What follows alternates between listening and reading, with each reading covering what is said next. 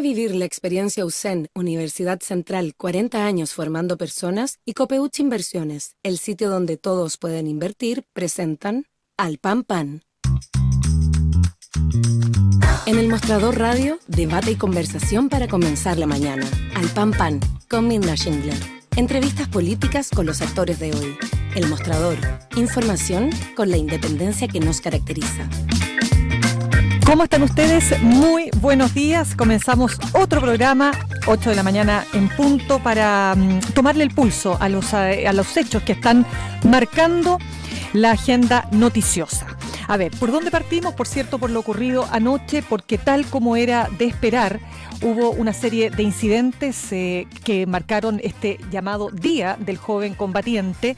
Un carabinero resulta herido en un glúteo, no está en riesgo vital, evidentemente que es una situación bastante delicada, fue trasladado al hospital institucional. Hay un civil que también fue herido a bala, 3 buses quemados, intentos de saqueos, y donde más ocurrieron estos hechos violentos fue en la Villa Francia, ¿no es cierto? También en Estación Central, otro tanto en San Bernardo. Esto como parte también de lo que fue una jornada marcada por la votación en la Cámara de Diputados de la ley Naim Retamal. 2 leyes que se fusionaron, ¿verdad? Y que buscan en su espíritu darle más protección a las policías para que puedan combatir, dicen aquellos que promueven estas leyes, por cierto, más eficazmente a la delincuencia. Pero tal como era esperable, fue rechazada aquella norma por parte, de Apruebo Dignidad, entre rechazo y abstención, aquella norma que establece esta famosa cláusula, o no sé si llamarla elemento de esta idea de que el carabinero o carabinera o el policía, ¿no es cierto?, que actúa enfrentando con su arma de servicio a un delincuente, a un eventual delincuente, hay una presunción respecto de que ese acto lo hizo para defender su integridad física. Ese punto, ese aspecto, digamos, de la ley que se llama legítima defensa privilegiada es lo que no genera consenso en el oficialismo, y tanto es así que, como digo, hubo votación dividida. Ahí hubo reacciones varias dentro de lo que es el sector, digamos, que conforma parte, digamos, de socialismo democrático. Estoy pensando puntualmente en el diputado Jaime Araya, diputado independiente, pero pro PPD, donde señaló que el gobierno quedó solo y que me cuesta entender que haya gente que no se convenza que tenemos que fortalecer las policías. Pero este debate no termina y varios penalistas, y voy a mencionar a Cristian Riego porque es uno de los padres, digámoslo así, de la reforma procesal penal, hoy día entrega varios puntos y ha venido señalando, por cierto, cuáles son sus aprensiones, ¿no es cierto?, desde el punto de vista de la eficacia que tienen este paquete de leyes. Y él dice que hay mucho riesgo de que esto pueda no terminar bien y de que lo que se espera, ¿no es cierto?, lograr, que es finalmente, como decimos, poder atacar de manera más eficaz la delincuencia, termine en un efecto completamente contraproducente, y va más allá, dice, que no se imaginan quienes lo plantean. Él dice que hay un efecto marginal, eventualmente efectos negativos, dice, respecto de este paquete de normas, y que lo más preocupante, dice él también, tiene que ver con esta legítima defensa privilegiada. Él dice que toda legítima defensa está protegida por la presunción de inocencia. Entonces, quien debe probar que eso no ocurrió así es el fiscal. Es decir, que en el actual paquete de normas eso ya está concebido. Pero claramente estamos en un momento político bastante complejo, digo, desde el punto de vista de la seguridad, y tomando en cuenta también que el crimen de la sargento Rita Olivares, o de la suboficial primera Rita Olivares, marcó un punto de inflexión.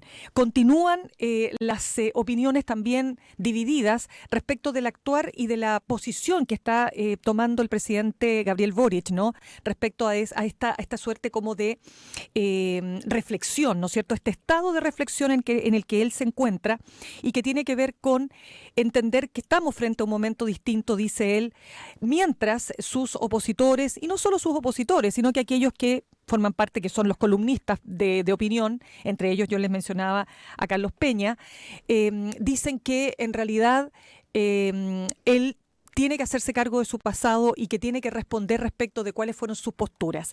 Hoy, quiero terminar con esto porque está bien interesante, hay un intercambio epistolar en el Mercurio, que es donde efectivamente Carlos Peña hizo estas declaraciones, cuando él dice que el presidente Gabriel Boric tuvo una conducta lesiva cuyas consecuencias no se borran sin más por su actitud de hoy. Y le contesta José Antonio Viera Gallo, exministro de Estado, un hombre que tiene una larga trayectoria, ¿no es cierto?, política, diciéndole que Carlos Peña le exige al presidente Boric lo que un confesor haría con un pecador, reconocer su error pasado y propósito de enmienda. Dice él que qué bueno que el presidente Gabriel Boric cambió su postura, que en buena hora el presidente Gabriel Boric tiene una postura distinta en tanto jefe de Estado frente a una responsabilidad mucho mayor que la que podría haber tenido cuando, dice él, era un adolescente o era un diputado. Solo quiero terminar con una frase que me pareció súper interesante. Dice, la política es consustancial al cambio.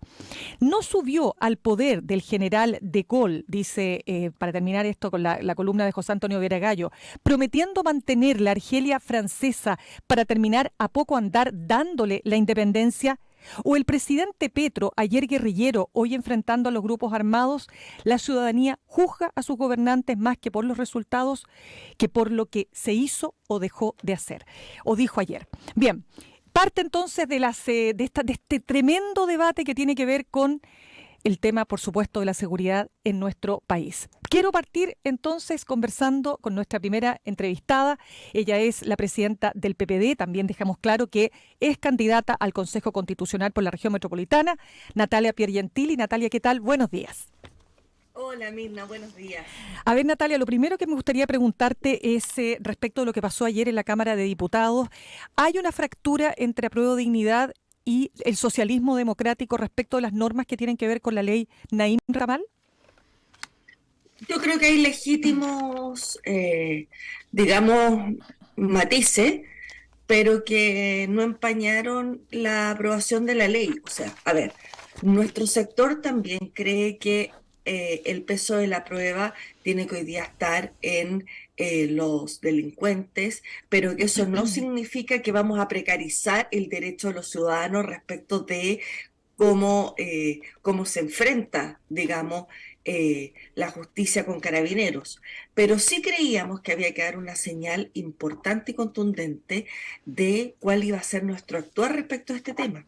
De modo que no siento que haya una fractura, siento que hay que afinar algunos ámbitos de la ley en buena hora, pero que la señal era muy importante de darla y que para nosotros también todo lo que tenga que ver con relevar la seguridad ciudadana y poder, digamos, cautelar el orden público es algo que nos importa porque lo hemos visto en la calle, porque a los ciudadanos les importa y porque no es patrimonio de un sector político el tema entonces de la seguridad. Entonces lo que tú estás señalando de alguna manera yo podía ser interpretado como que fue un error de parte de los diputados que votaron en contra dentro de Apruebo Dignidad no aprobar las leyes completas en la perspectiva, y te pregunto también, de mejorarlas en el Senado.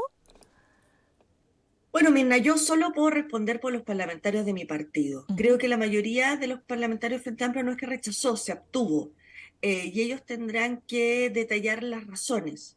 Pero creo, insisto, que aquí hay un ánimo del gobierno y en ese sentido mi partido ha estado para apoyar todas las definiciones gubernamentales asociadas al tema de seguridad porque creemos que está bien que lo haga y porque además, insisto, tenemos un compromiso con la ciudadanía por este tema.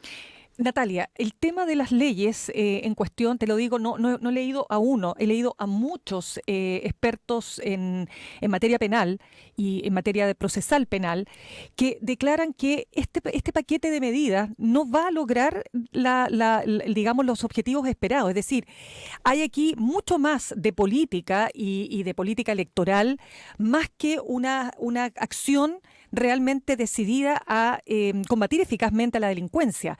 Entonces me gustaría saber cuánto hay de aquello en lo que ustedes como partido además pueden reflexionar, porque es mucha la evidencia que existe de que no porque tú aumentes más las penas vas a lograr disminuir la criminalidad. Entonces no sé si me da la sensación de que estamos dejando otras tareas súper importantes, ¿no? Que son probablemente en lo que señalan los mismos estudios y la experiencia comparada mucho más eficaces finalmente contra el crimen organizado? Mirna, yo creo que aquí la ley que se está planteando en la actualidad no necesariamente tiene que ver un, con un llamado a atención a propósito de que se suben las penas. Esta ley apunta al corazón de una de las falencias que tenemos hoy día para la prevención y la acción de la seguridad, que es que los carabineros actúen. Cuando tú tienes carabineros paralizados, porque no saben si van a tener que defenderse solos y que ocupan su arma, porque quedan algunos imputados, porque a otros se les congela su sueldo, porque el peso de la prueba cae en ellos y no en el delincuente, es un desincentivo a la acción. De modo que esta ley no le está hablando a los delincuentes respecto de tener una más alta penalización, que sí la van a tener, sino que esta ley apunta a poder generar una acción de la institución de carabineros que se sienta respaldada y que por esa misma razón también pueda actuar en lo que la ley le confiere con mucha mayor tranquilidad y diligencia. Claro. Y eso sí, a nuestro juicio apunta a poder combatir la delincuencia, Claro, sin duda. Lo que pasa, Natalia, es que precisamente ese punto que tú estás señalando es el que ponen en cuestión algunos penalistas como el mismo que yo señalaba, Cristian Riego, ¿no? Porque señalan que eso ya está contenido en la actual legislación. Señalan también otros penalistas o abogados como Francisco Cox, que cuando tú haces un análisis de cuántos carabineros usan su arma de servicio y cuántos de esos carabineros, ¿no es cierto?, quedan en calidad de imputados, ¿no? La proporción es mucho menor respecto de aquellos que quedan imputados. Yo entiendo que hay temas súper resonantes que han causado mucha, repercusión a nivel público cuando son casos puntuales, ¿no? Como lo que pasó en Plaza Italia, cuando este carabinero, ¿no es cierto?, te recuerdas, es atacado por una turba y levanta su arma de servicio y se produjo toda una serie de declaraciones, ¿no? No siempre muy afortunadas, pero te pregunto esto porque esa es la discusión de fondo. O sea, ¿le estamos a la ciudadanía dando realmente un paquete de medidas que de verdad, desde el punto de vista legislativo, van a resolver el tema principal o esto es mucho más para la galería? Lo que pasa, Mirna, es que tú has tocado una frase que a mi juicio es el corazón del problema, que es la siguiente. ¿Qué es abordar los temas de fondo? Porque acá tenemos aspectos multifactoriales. Entonces, para abordar el tema de fondo, de la raíz, tenemos, por una parte, por cierto, que no segregan la ciudad, enfocarnos en políticas sociales, tener una política migratoria de verdad, poder tener capacidad de expulsiones, pero además el actuar de carabineros. Entonces aquí, a mi juicio, el tema de fondo no es hacer la mejor ley absolutamente probada en la legislación comparada, etcétera, que eso puede ser. Lo que aquí tenemos que bregar es porque la ciudadanía no le quepa duda de que el gobierno está actuando en favor de hacerse cargo del problema. Y creo que eso es completamente de fondo y tiene que ver con la sensación de que impera el Estado de Derecho. Y lamentablemente, entre que tenemos una legislación a veces laxa en algunos aspectos, que no hemos podido abordar el tema, por ejemplo, en las expulsiones, sumado a todos estos dimes y diretes de que cuando el presidente era diputado, que cuando los hoy día ministros eran parlamentarios decían tal cosa, se instaló en el sentido común que a este gobierno y a la izquierda le costaba abordar el tema de seguridad por temas ideológicos. ¿Pero no es verdad eso? ¿No es verdad eso? Yo creo que no es cierto. Al menos en la centroizquierda eso no es así. Claro, tú te refieres a la exconcertación, pero a la actual, camada joven gobernante, claro que les costaba asumir el discurso de la seguridad, o sea, de alguna manera no era parte, digamos, central de sus planteamientos ideológicos, ¿no? ¿Eso es así o no? ¿O estoy equivocada?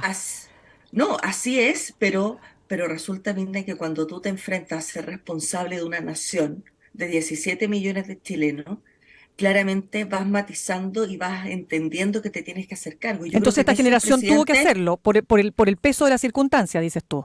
Así es, pero el presidente creo que siempre va mucho más a la vanguardia. Yo creo que al presidente no le cuesta hacer estos análisis y entender que tiene que tomar otro rumbo. Entonces este cambio de él es genuino de tu punto de vista, porque se ha cuestionado qué tan genuino puede ser. Es el cambio que ha tenido el presidente. Yo creo que desde el punto de vista del presidente es completamente genuino.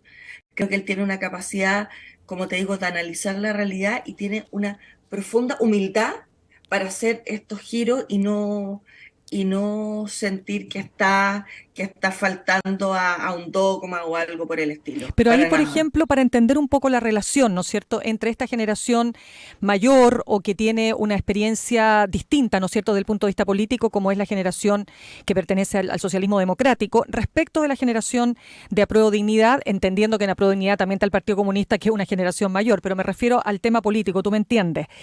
¿Qué es lo que falta ahí para poder lograr unificar posiciones? ¿Qué es lo que está faltando? O sea, ¿es solo un tema generacional? ¿Es un tema de comprensión de la realidad que estamos viviendo? ¿Qué es lo que falta? No sé, no le podría decir que falta. Creo que creo que no es algo, o sea, no creo que sea una mirada sistémica, sino lo que creo es que aquí claramente tiene que haber una mirada sobre ideologizada en algunos aspectos ¿En qué sentido? y, ¿En cuál, por ejemplo? ¿Dónde hay una mirada sobre ideologizada? por ejemplo, en cómo se ve la institución de Carabineros. Yo también fui estudiante, también protesté, también me enfrenté con Carabineros, pero cuando, cuando uno se da cuenta que tiene que actuar o representar a las mayorías y que esas mayorías tienen miedo, viven en barrios con guetos, viven con fuegos artificiales y balazos de los narcos, tú te das cuenta que todos los prejuicios asociados a las instituciones de orden y seguridad tienen que irse despejando, que tienes que hacer todo lo posible para que esas instituciones sean lo más éticas, probas, etcétera, pero que son la herramienta del Estado y que son patrimonio de todos los chilenos Natalia, para combatir este y otros problemas, claro, ¿tú obviamente. dirías que hubo un error desde el punto de vista de meter, por una parte de la izquierda, y me refiero fundamentalmente, insisto, a esta camada más joven, de meter a todos los carabineros y carabineras en un mismo saco en términos de la violación a los derechos humanos, que es un hecho absolutamente objetivo y no vamos a desconocer aquello que todos los informes internacionales han refrendado, que hubo violación a los derechos humanos por parte de la policía uniformada después del estallido? Pero ¿crees tú que fue un error meter a todos en un mismo saco y en el fondo como satanizar a la policía de carabineros? O más bien te pregunto si tú crees que eso fue lo que ocurrió por parte de un sector. Yo creo que se satanizó la policía claramente porque además la policía está sometida al poder civil y en ese minuto, cuando estábamos en el estallido, que además el estallido es un momento, una anomalía social donde todo se sale de control, por decirlo de alguna manera, el mando de Carabineros era el Ministerio del Interior.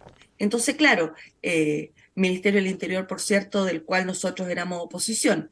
Por lo tanto, mezclar aquí la responsabilidad o, digamos, la institucionalidad de Carabineros con la actuación en el estallido, cuya, digamos, línea de mando, línea estratégica está dada por el Poder Civil y donde además no es la institución, sino aquí hubo casos particulares, además muy bien registrados respecto de violación a los derechos humanos, eh, pero institucionalmente hubo acciones digamos, para reparar, para hacerse cargo de esa situación. Por eso te De modo que pregunto, yo no podría decir Carabineros es una entidad que viola derechos humanos. ¿En Carabineros ha habido violación de derechos humanos? Sí, en el contexto de un estallido social donde además la línea de mando civil estaba asociado a lo que hoy día es Chile claro, es que te Vamos. lo estoy preguntando también porque, ¿sabes lo que pasa? Que, a ver, yo creo que es tan importante cuidar la institucionalidad de la policía uniformada, primero porque tienen el legítimo uso de la fuerza y segundo porque son esenciales para poder combatir no solo la delincuencia, sino que en una serie de tareas de control y de prevención. Pero cuando uno ve la imagen ayer de las viudas de los carabineros que están flanqueadas por un sector político de la UDI, de Chile Vamos, da la sensación, yo no quiero acá poner, por favor, que quede súper claro, no quiero poner intenciones si las viudas se sienten más vinculadas a un sector político u otro, pero da la sensación que en los hechos ese sector político capitaliza. Voy a decir algo terrible, porque la muerte, ¿cómo puedes capitalizar tragedias? Pero que en el fondo capitaliza mejor esos hechos que el resto de las fuerzas políticas, hablemos de la centroizquierda hacia la izquierda. Entonces, eso me parece súper preocupante, porque lo que Carabineros no puede, o sea, no es que tú estás, digamos, marcando hacia un sector político o no. O sea, Carabineros es una institucionalidad que debe ser respetada y protegida por todos los sectores. Mirna, mira, tú has tocado un tema que a mí me importa traer a colación. Durante estos días hemos conmemorado el Día del Joven Combatiente, el secuestro de, de los tres. Profesionales comunistas degollados. Así Sí, es, así es.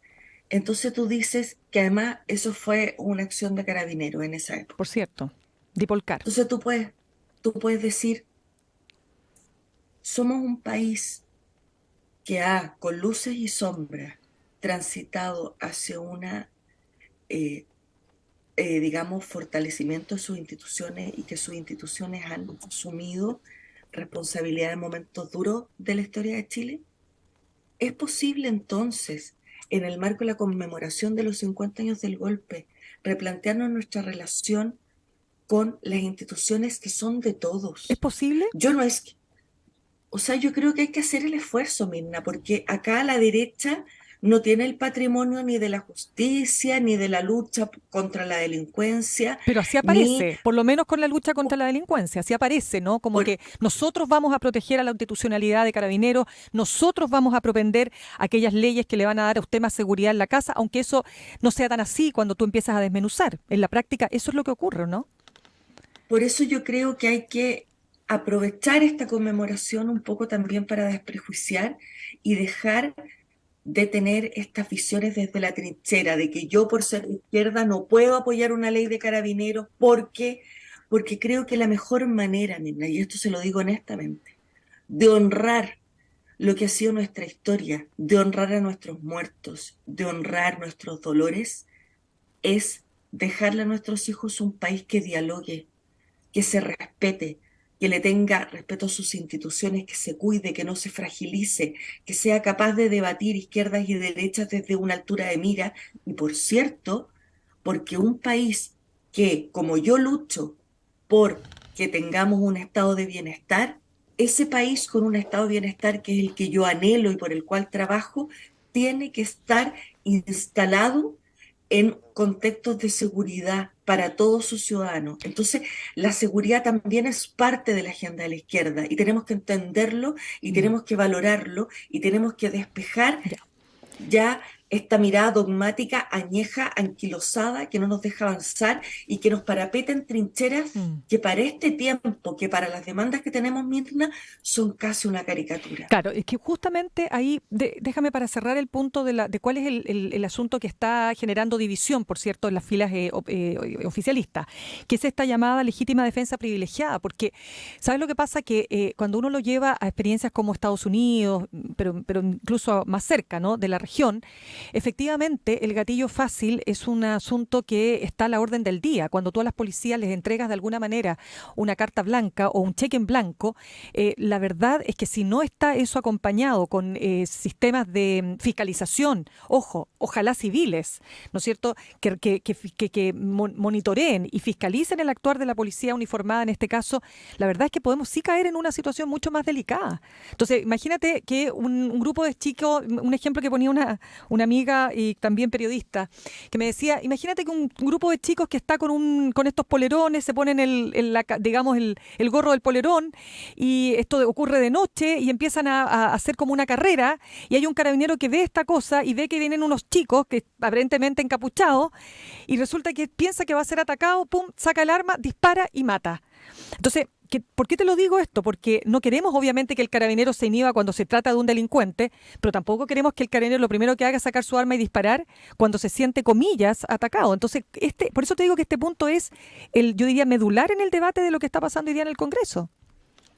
Por supuesto, y para eso nosotros estamos tremendamente abiertos y trabajando en cómo, si es que no se aprobase una indicación asociada a lo que tú planteas, cómo se hace un reglamento de actuación, porque lo que no puede pasar es que el arma sea la primera opción, pero por cierto que no se desincentive el uso cuando ya estás enfrentado a una situación. Entonces, creo que es atendible lo que tú planteas, que es parte de los miedos y de los argumentos que Ujú. también nosotros que votamos a favor de la ley hemos contemplado y que queremos que se perfeccione, por cierto. Entonces, ¿cómo lo vinculamos con la reforma a Carabineros? Porque también hoy día pareciera ser que no es popular hablar de reforma. Entonces la gente te dice, ¿pero por qué? O un sector estoy hablando, ¿pero por qué reforma? Todo lo contrario, no.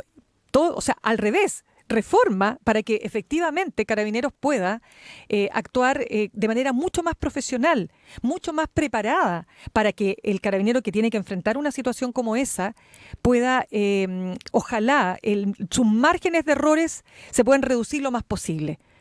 Hoy día O sea, no es popular hablar de reforma. ¿Qué pasa con la reforma en el caso de ustedes puntualmente, Natalia?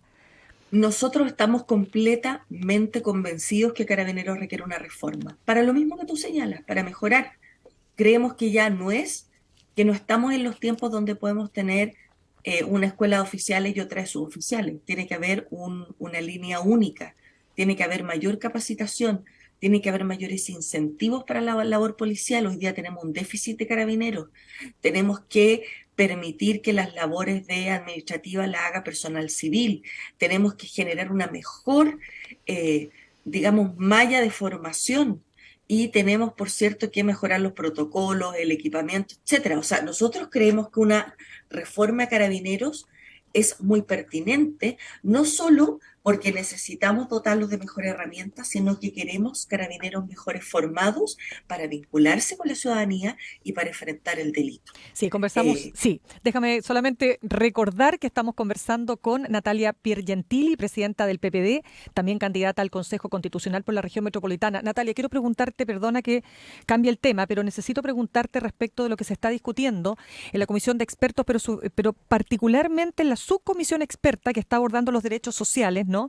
Que ha generado bastante discusión esta exigencia que tiene un sector, el sector vinculado a la derecha, de elevar a rango constitucional la libertad de elección de los cotizantes en salud y en previsión social.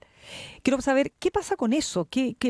A ver, o sea, esto de del Estado social y democrático de derecho, sí, pero con letras chicas, ¿qué es lo que está ocurriendo ahí?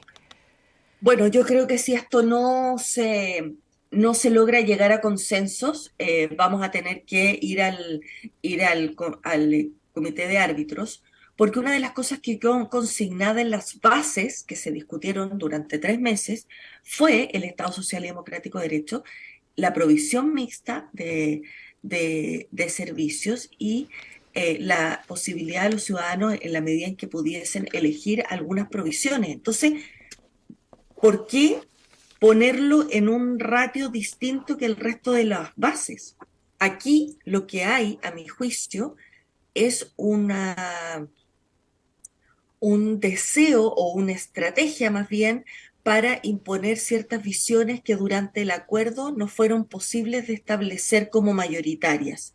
Y creo que tenemos que buscar todos los mecanismos para respetar y salvaguardar las bases institucionales que acordamos y, por cierto, el espíritu de esas A ver, bases. pero entendámoslo bien entonces, cuando tú dices que, claro, había como un consenso a ver, de lo que se puede rescatar, incluso de aquel 60 y tantos por ciento que votó en contra del texto constitucional, pero pareciera ser que sí había consenso bastante amplio, de acuerdo a las encuestas, respecto de este nuevo concepto de Chile en tanto un Estado social y democrático de derecho. Por lo tanto, lo que tú me estás diciendo, según entiendo, que era impensable que un sector del país que nunca habría querido un Estado social y democrático de derecho se negara a aquello. Pero tú dices que una vez que eso se instaló dentro de los llamados bordes, ahora hay tensiones para ojalá acorralarlo lo más posible y que quede lo menos posible parecido a lo que todos entendemos, digo yo, por un Estado social y democrático de derecho. Mira, no quiero aquí hacer juicio de intenciones, pero sí lo que quiero decir es que cuando discutimos estas 12 bases, que es donde está lo que tú señalas, esas bases son el radier sobre el cual se iba a construir todo lo que se está trabajando ahora. De modo que tomar dos cosas de esas bases y ponerla en un estadio de supremacía constitucional no me parece. No me parece que va a favor del espíritu de lo discutido, ni por cierto que hace honor a la definición de Estado social y democrático de derecho. Creo en la libertad de elegir, sin duda, pero creo que esa libertad de elegir no puede estar, digamos, en un estadio superior a una declaración de convivencia social como el Estado social y democrático de derecho. Pero espérame, para precisarlo mejor, la libertad de elegir si yo quiero efectivamente atenderme en un sector privado o atenderme en un sector público o en el sector público si se trata de salud, o la libertad de elegir si es que acaso quiero que mis hijos vayan a un colegio privado o a un colegio público.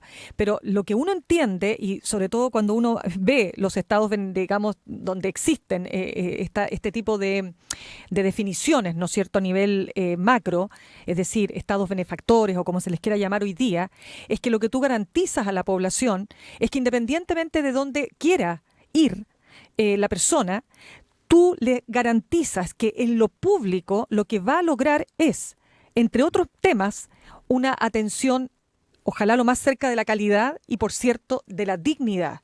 ¿Eso es lo que está en juego hoy día o no? Te lo voy a plantear así, Mirna. Cuando estábamos discutiendo sobre este tema en la discusión sobre las bases, recuerdo perfectamente una discusión que tuve con uno de los miembros de un partido de oposición, que decía, hablaba esto de rajatabla la Ujú. libertad de elegir. Ya. Entonces yo le decía, muy bien, pero los pobres no eligen. Entonces no toda la población elige. Y en ese sentido, lo que tenemos que procurar como Estado es lo mismo que tú señalabas, entregar bienes y servicios en tiempo, forma y dignidad. Si hay alguien que puede elegir o, digamos, obtenerlo de otro lugar, muy bien. El punto es que la obligación del Estado es fortalecer este derecho de los ciudadanos. Entonces, creo que el hecho de que además la Ujú. provisión pueda ser mixta desincentiva, aquí no van a haber monopolios ni de pensiones ni de nada. Ya la autoridad ha señalado que las personas podrán elegir dónde ponen su 6% de cotización adicional, de modo que ponerlo a nivel de supra constitucional, esto de que las personas van a poder elegir dónde van sus recursos, me parece que es casi un insulto a los acuerdos eh, que la clase política tiene, que los parlamentarios han tenido sobre temas complejos. Acá en Chile podemos tener discusiones, podemos tener trincheras, pero lo que no tenemos es populismo institucional. De modo de que eso de, sí, hemos discutido tal cosa, pero lo tenemos que dejar consignado y amarrado con 7 candados en la Constitución, si venimos arrancando precisamente de eso, de los quórums supramayoritarios que han sido candados para el desarrollo de Chile y para llevar adelante proyectos de mayorías. Entonces, vamos a repetir lo mismo por un gustito o un miedo incomprensible de la derecha respecto de la reforma de pensiones que viene, a mí me parece que es un error y que la Constitución no es una herramienta de cotidianidad ni de la contingencia política. La Constitución es un contrato social que nos va a permitir tener tranquilidad de convivencia de aquí a 30 años más. De modo que yo creo que están suficientemente resguardados los temores que tiene la derecha de ciertos temas y dejémonos de ponernos candados a este contrato social que requerimos que tenga otra mirada, otra construcción y, por cierto, otra validación. Natalia, para ir cerrando, ya que este no es el minuto en que el gobierno, por supuesto, va a indexar, como lo hizo el año pasado, ¿no es cierto?, muchos de sus proyectos y de reformas al resultado, ¿no es cierto?, del plebiscito de salida. Y por lo tanto, ya estamos hablando de casi que de dos vías que corren de manera paralela. Muy, muy, muy concreto, yo sé que nos podemos alargar, pero necesito que sea súper sucinta. ¿Qué crees tú que el gobierno no va a poder cumplir, en definitiva, de las grandes promesas de su programa, debido a que no tiene mayoría en el Congreso, debido a la correlación de fuerza o como quieras llamarlo? Yo lo pongo al revés, yo creo que el gobierno se tiene que concentrar en lo que sí puede sacar adelante y poner toda su fuerza ahí. Yo creo que tiene que sacar adelante reforma tributaria, reforma de pensiones y el tema de cómo somos punteros en litio y hidrógeno verde. Esos serían los Todo tres lo temas para demás, ti. Sí, todo lo demás se pueden dejar las bases instaladas, se puede hacer un esfuerzo para llegar a acuerdos, pero yo no creo, y esto es una opinión personal, que este gobierno tenga la posibilidad de hacer reforma de salud, de condonación del CAE u Ah, otras. tú dices que el CAE no se va a poder condonar porque los otros dicen que sí, que podría haber. Ayer le preguntaba a la diputada Gael Geomans, nos decía que ella sí creía que se podía avanzar en tal sentido. Tú dices que no, que eso ya es una promesa que mejor aceptar que no se va a poder cumplir. Pero te insisto, esto no es algo que yo haya conversado con el gobierno, es una opinión personal desde lo que yo veo y desde la viabilidad que creo que tienen las cosas. Ya, pues Natalia Piergentili, presidenta del PPD, te damos las gracias por este contacto con nosotros aquí en el mostrador Gracias al a Pan ti, Pan. Que Mirna, estés muy bien. que estés muy bien. Gracias. Bien, vamos a saludar hasta ahora a nuestros auspiciadores. Son las 8 de la mañana con 36 minutos. Copeuch Inversiones te ayuda a cumplir tus metas desde 1.500 pesos y con una comisión que se acomoda a tu bolsillo. 100% digital, fácil de usar, te acompaña y con el completo control de tus fondos. Copeuch.cl, el sitio donde todos pueden invertir. Y Universidad Central, 40 años formando personas. Ven a vivir la experiencia USEN para los que buscan avanzar posgrados USEN. Acreditada y adscrita a gratuidad. Conoce más en posgradosusen.cl. Nos vamos a un pequeño corte y vamos a volver con un temazo que a mí me parece tremendamente relevante y es esta evasión del sistema de transporte público metropolitano RED, que alcanzó un 44% en el segundo semestre del año pasado, convirtiéndose así en la segunda cifra más alta detectada en su historia. Ya volvemos. En instantes, una nueva entrevista en Al Pan Pan con Mirna Schindler por El Mostrador Radio.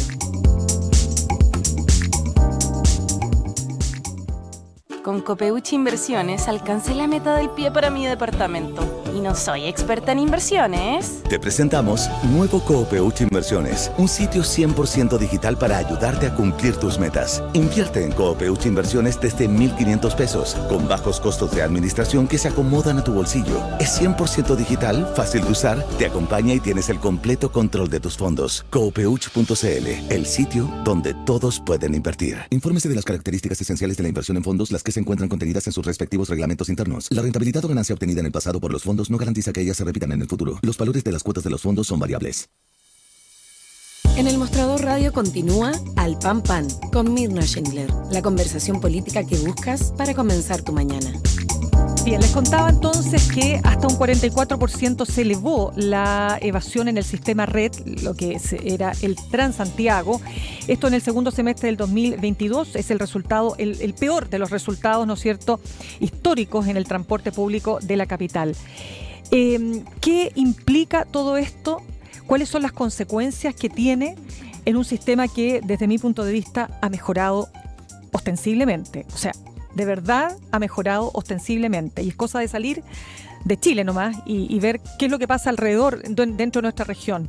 Entonces, tiene alcances que son bien complejos, ¿no? Porque el sistema podría desfondarse, no podría seguir funcionando con este nivel de evasión y, por cierto, ¿no?, con esta necesidad que tiene el Estado de estar subvencionando todo el tiempo. Queremos hablar de este y otros temas con el arquitecto y urbanista y autor del libro Siete Cabezas, Iván Poduje. ¿Cómo estás, Iván? ¿Qué tal? ¿Cómo estás, Mirna? ¿Qué tal? Saludarte. Un gusto saludarte también. Iván, antes de partir con este tema, que es sumamente interesante desde todo punto de vista, pero quiero preguntarte por otro tema que tiene que ver con lo que tú publicaste en redes sociales, que es un mapa con los sectores con mayor probabilidad de incidentes por el Día del Joven Combatiente. Me gustaría que nos dijeras un poco cómo fue que hiciste este mapa y qué opinas también de lo que, bueno, aconteció en una conmemoración más.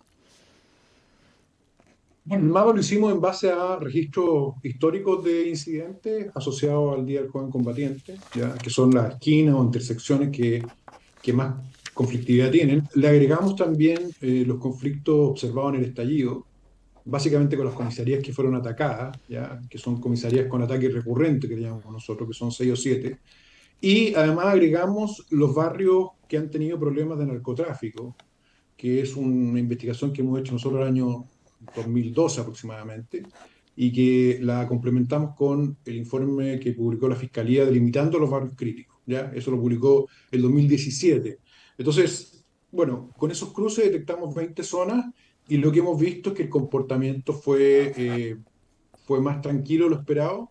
Mira. Hubo solamente 2 ataques a comisaría otro año habíamos visto 5 o 6 ataques, un carabinero herido, por supuesto que eso es lamentable, y de los 20 puntos, alrededor de 15 puntos sí tuvieron manifestaciones violentas. Iván, pero preguntarte lo siguiente, ese mapeo de esos sectores, quiero saber si estos sectores tienen otros elementos, digamos, de carácter delictual que se asocien, y no quiero estigmatizar a ningún sector, pero no sé si me entiendes lo que te quiero decir, es decir, si estamos hablando de sectores que además tienen problemas delictuales profundos.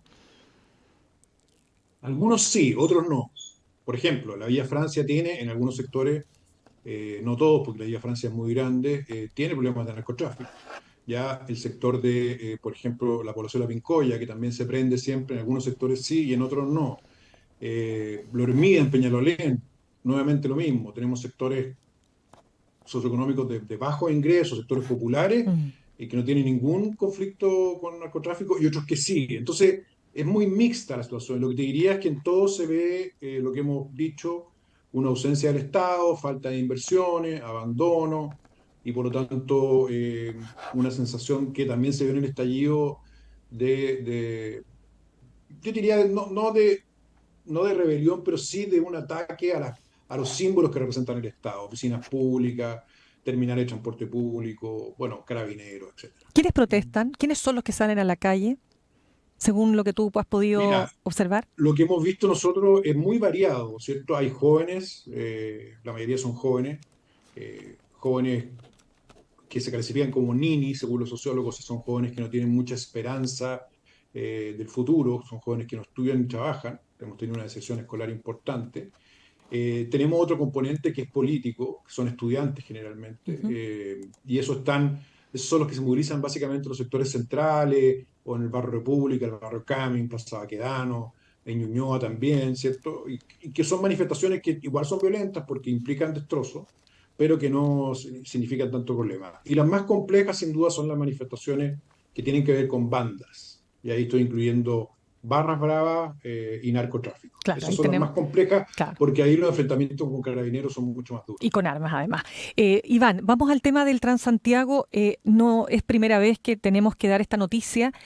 A ver, qué futuro tiene el sistema de transporte público capitalino, Red, con este nivel de evasión y cómo te lo explicas, además? Primero, a ver, este nivel de evasión se explica básicamente porque el sistema de Transantiago no puede caer. Es lo que se llama too big to fail en inglés. Ya, O sea, tenemos un sistema privado con empresas privadas que no prestan ningún beneficio asociado a una empresa privada. No son eficientes, no son rentables, ¿ya? Y además capturan recursos del Estado sin ninguna meta de nada. Y los capturan básicamente porque el sistema no puede quebrar. Y en eso hemos estado en los últimos 13 o 15 años, ¿ya?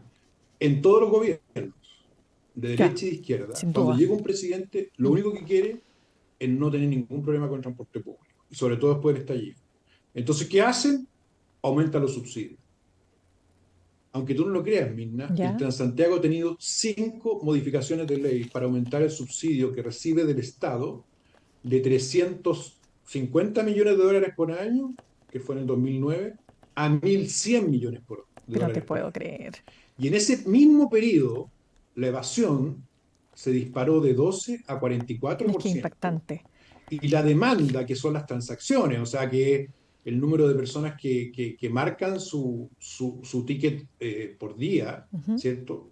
En el caso de los buses, bajó de 3,8 millones a 1,2 Pero es que millones. eso O sea, es brutal lo que tú me estás contando. Pero déjame contarte algo también, Iván. Quiero dejar súper claro, dale. mira, yo ahora estoy particularmente usando mucho el sistema Red.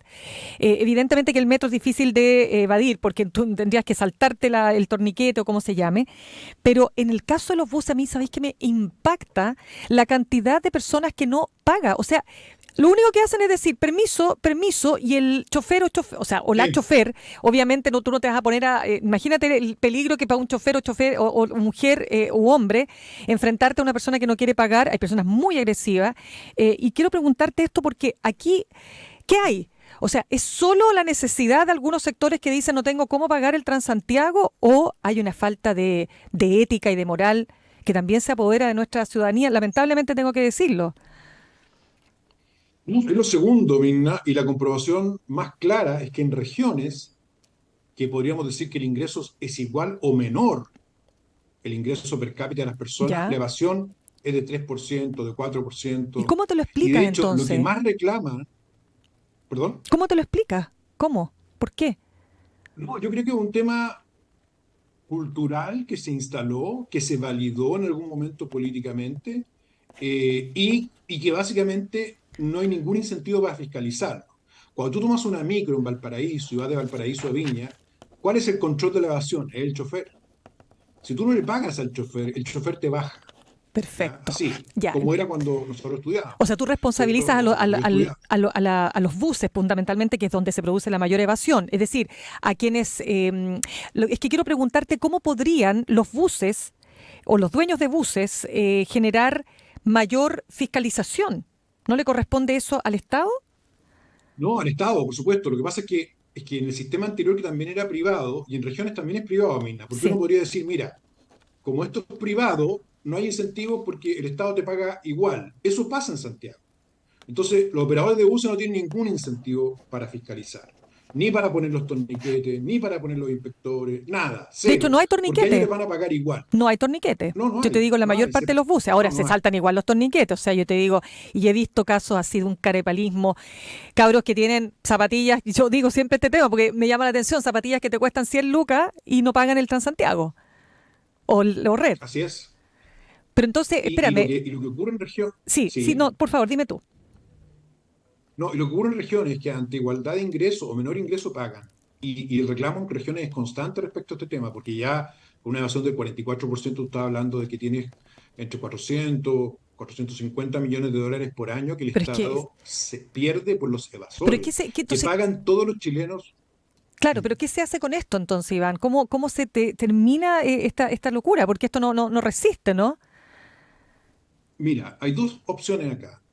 Partamos por la fiscalización. Acá Ya, la única salida es lo que hacen los países de Europa y Estados Unidos, que es claro. una fiscalización aleatoria, ¿cierto? Con inspectores con capacidad eventualmente de reducir o de contrastar un ataque, porque lo que le ha pasado a Sí, muchos conductores y eso es. conductoras es que son agredidos Por cuando su, intentan pero por fiscalizar, supuesto. ¿ya? Y hay recorridos de alta complejidad que les llaman ellos, donde no paga nadie el pasaje. Nadie, Nadie, nadie, nadie. nadie, O nadie, sea, nadie. Lo he visto, 100% vacío. lo he visto.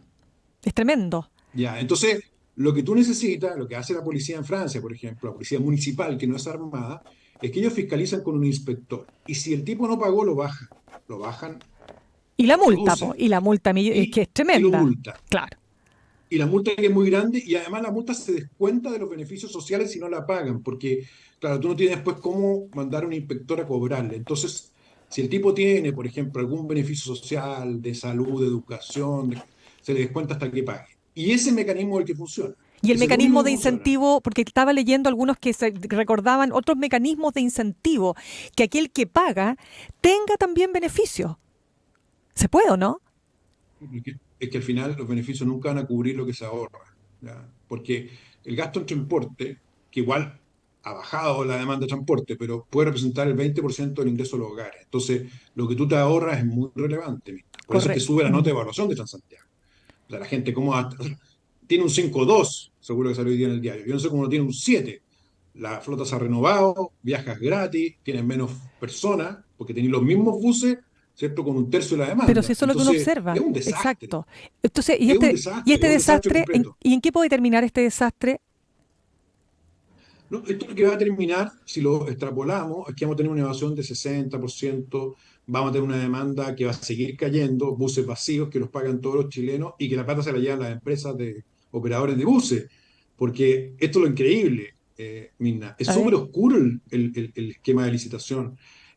Por ejemplo, se han prorrogado las licitaciones a dedo a los mismos operadores actuales, a cambio de flota. Este año se debieran licitar recorridos nuevos, el 2023. No se sabe nada de eso. Ujú. Entonces, lo que ocurre con este sistema es que como supone conflictividad para los gobiernos pagan. Y además hay conflictos de interés, ¿ya? De autoridades y exautoridades que han sido asesores de las empresas o que vuelven a las empresas después como asesores a las operadoras. Entonces, es un sistema muy oscuro, Mirna. Y un Es sistema que, o sea, que no se realmente. Y sostiene, que no es sustentable entonces. O sea, vas a tener una muerte lenta y desangrada para el fisco, porque tú te gastas un Tremendo. hospital regional al año en Pero no te evasión puedo solamente. creer, es que lo encuentro Entonces, tremendo. lo, lo que hacen los gobiernos para evitarse cualquier problema, porque no van a subir la tarifa y no quieren fiscalizar, entonces le pagan a las empresas. Y la empresa, ni tonta. Fíjate que hay empresas que con la plata que le paga el Estado ¿Mm? compran terrenos para terminal y después se los venden al propio No Estado te puedo o se creer, los no. venden a empresas privadas en $200 millones. O sea, realmente una cosa escandalosa. Es escandalosa. Debiera estatizarse el Transantiago. En el esquema actual no tiene ninguna lógica que fuera privado. Mira, qué Ninguna. interesante. Tú dices que debiera, o sea, que toda la flota de buses, tú dices que debiera pasar al Estado. Claro, porque la función que cumplen los privados es cero. Si tú tienes un servicio donde le estás pagando al tipo un subsidio casi del 60% del costo de operación, donde no hay ningún incentivo para la calidad ni para la fiscalización, entonces, ¿qué va a hacer el privado? Nunca va a fiscalizar Mira qué la evasión. interesante. Oye, este Y tema, además se lleva toda la plata. sí. Sí, no, lo que pasa, Iván, es que este tema es tremendo y a mí, yo te quiero ser súper franca, yo entiendo que hay necesidades hoy día, que hay una inflación, que los precios de los, bueno, los medicamentos, los precios de los alimentos, quiero decir, fundamentalmente también han crecido y todo, pero también creo que hay otro factor que es lo que yo te señalaba, ¿no? Que no todo se explica porque no tengo para pagar el pasaje. Y además porque no No, es un porque si no, pasaje la gente no alto, podría. objetivamente, ¿o no? A nivel regional, Mira, está un poco más alto que el de Buenos Aires, que está también es subsidiado que está subsidiado, eso muy claro, bueno, subsidiado. también está subsidiado acá. ¿Mm? Sí, todos están subsidiados Sí, el problema del subsidio es que no se justifica, ¿eh? Salvo porque la empresa no caiga, en eso lo podemos conversar después. Pero correcto. ciertamente que si nosotros vemos la situación de regiones donde la evasión es mucho menor, esto no es un problema de plata, es un problema de frescura, es un problema De cultural y un cultural. problema de falta de incentivo en los buses. Claro, es un problema cultural también que se instala esta idea de que, mira, me acuerdo perfecto cuando partió el sistema. Es tan malo que ¿por qué lo voy a pagar? Pero es que hoy día no es malo. Así es. Hoy día no es malo. O sea, yo te digo, yo estoy usando mucho, Hoy día ha mejorado. no, yo estoy usando mucho, ponte tú la aplicación, hablemoslo así, Google Maps. Entonces, cuando tú quieres instalar, tú dices, voy a tal Ya. lado, pero te digo, te funciona y te dice, la micro pasa en 12 minutos y créeme, al menos en mi experiencia, a lo mejor en otras zonas no tengo idea, y pasa en 12 minutos.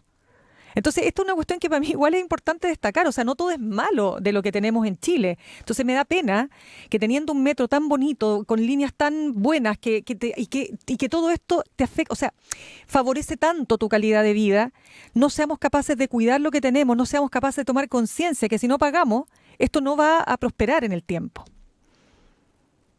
No va a prosperar porque ese gasto no es sostenible y lo que va a pasar es que el Estado va a tener que empezar a sacrificar el costo de mantención, la renovación de flota, que hasta el momento lo hemos podido hacer porque digamos, no ha sido tanta la plata, pero ya pasamos los $1.000 millones por año, más el espejo en regiones, que son 2.000 en el Qué fondo, y bueno, eso es casi una reforma tributaria. O sea, este tema, Minna, está tremendo. absolutamente invisibilizado en la discusión pública porque Porque nadie no se es quiere popular. entender con, No, no con es el transporte popular. público. No, no es No, popular. Imagínate no. con todos los problemas que tiene este gobierno, tú te puedes imaginar que además tuviera que poner el punto de ahora vamos a subir el precio porque no se sostiene el precio actual con el nivel de evasión que existe. Olvídalo, no, no es posible. Ni este gobierno ni ninguno que No es venga. posible. No, para nada. Te No, digo, esto ha sido, sí, dime nomás, por favor, Iván. no, que esto ha sido transversal. ¿Ya? Esto, Claro. en el gobierno del presidente Piñera pasó lo mismo.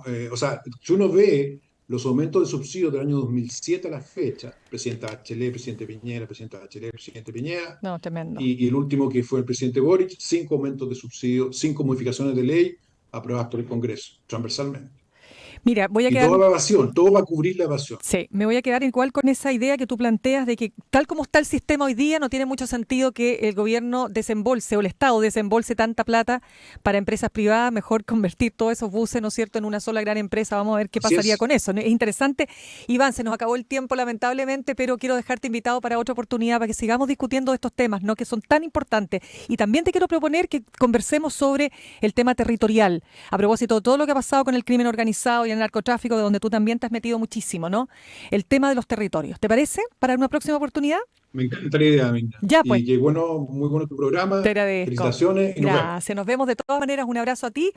Bueno, terminamos nuestro programa de hoy.